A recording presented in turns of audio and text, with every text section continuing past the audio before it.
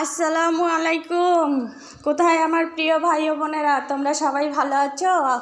আশা করি ভালোই আছো। আলহামদুলিল্লাহ, আমিও ভালো আছি। তো আজকে খুশি খুশি একটা গাছ লাগাবো। গাছ লাগানোর জন্য এখানে কিছুটা মাটি আর নিয়েছি গোবর সার। তো মাটিটা বেশি পরিমাণ মনে করে নাও, 2 ভাগ মাটি 1 ভাগ গোবর সার নিয়েছি। তো মাটি আর গোবর সার একসঙ্গে সুন্দরভাবে মিশিয়ে নিচ্ছি, কোথাও যেন কোনো রকম দলা বা চাপা লেগে না থাকে। তো সুন্দরভাবে এভাবে মাটি গোবর সার মিশিয়ে নেবেন। তোমরা যারা গাছ লাগাতে পছন্দ করো, ছাদে বলো, বারান্দায় বলো, টবে বলো, বালতিতে বলো, ড্রামে বলো, যার যেখানে ইচ্ছা যেভাবে লাগাইতে চাও বা লাগাইতে খুবই আগ্রহী বা পছন্দ করো, তো এভাবে লাগাবেন।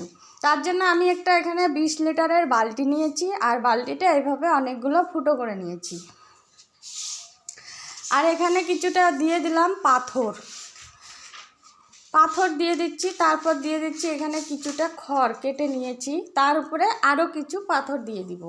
খড় আর পাথর দিলাম। এখন দিয়ে দিচ্ছি গোবর সার আর মাটি একসঙ্গে যে মিক্স করেছি সেটা এই বালতিতে ভরে নিচ্ছি।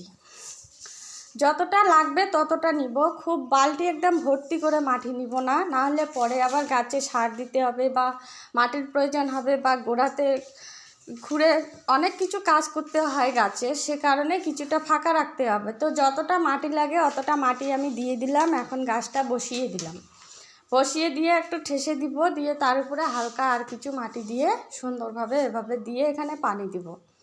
আমার গাছ লাগানো হয়ে গেল। এখন এই গাছটা আমি ছাদের উপরে বসিয়ে রাখবো। খড় আর পাথর দেওয়ার মানে এখানে হচ্ছে তোমার যে পানিটা, যে তোমরা গাছে পানি দিবা বা এখন তো বৃষ্টির দিন পানি পড়বে, তো পানিটা যেন সঙ্গে সঙ্গে একবারে বের হয়ে না যায়, নাহলে পরে গাছটা ভালো হবে না বা বাঁচার চান্সটা খুব কম থাকে। সে কারণে এখানে খড় আর পাথর দিলে পানিটা আস্তে